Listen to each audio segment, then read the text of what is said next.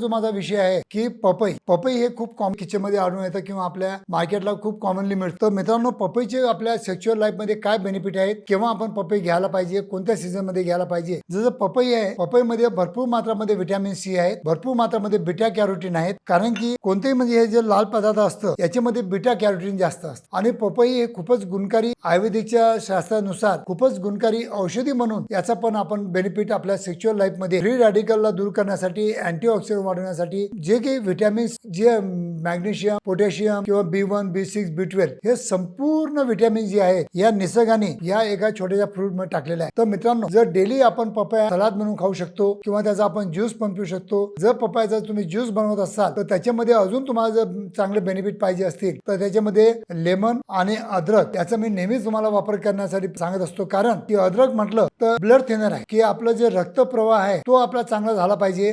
धन्यवाद मित्रांनो।